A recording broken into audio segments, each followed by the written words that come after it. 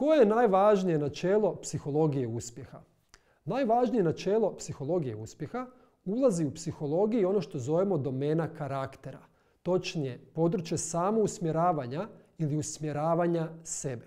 Ono se sastoji od nekoliko točaka. Prva, temeljna točka je da biram preuzimanje odgovornosti i odbacujem okrivljavanje. Što to znači? To znači da preuzimam odgovornost za svoje misli, svoje osjećaje i postupke. I biram one koje mi u nekoj situaciji čine dobro. Meni, mojim bližnjima ili ostvaruju neki cilj.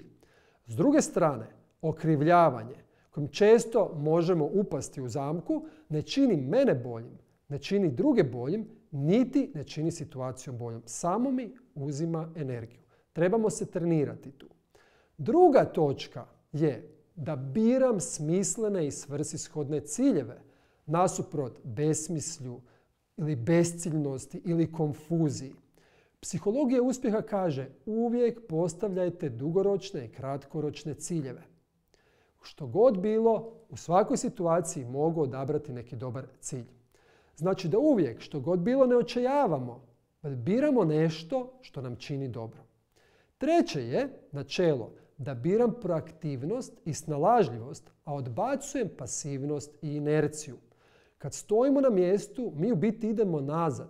Inercija i pasivnost često dovode da se počnemo provlačiti, odgađamo stvari i kad tad nas to dočeka i nismo onda baš previše sretni. Dok nas proaktivnost drži budnima i spremnima. Sljedeće načelo je da prihvaćam sebe, a odbacujem samosabotažu i samosažaljenje. Jako je važno prihvaćati sebe, znati svoje talente, svoje darove, vrednovati se kao jedno važno biće koje efikasno i može živjeti u stvarnosti, može rješavati probleme, može se adaptirati u odnosu na to da se uspoređujemo ili samo sažaljevamo ili smo nezahvalni.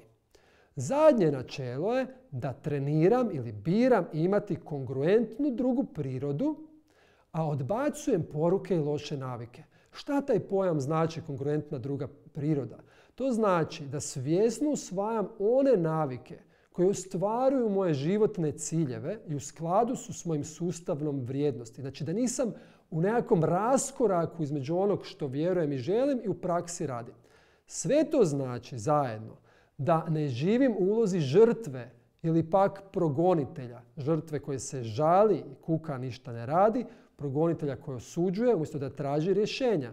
Već bivam kreator i konstruktivni lider u vlastitom životu. To je temeljna točka psihologije uspjeha.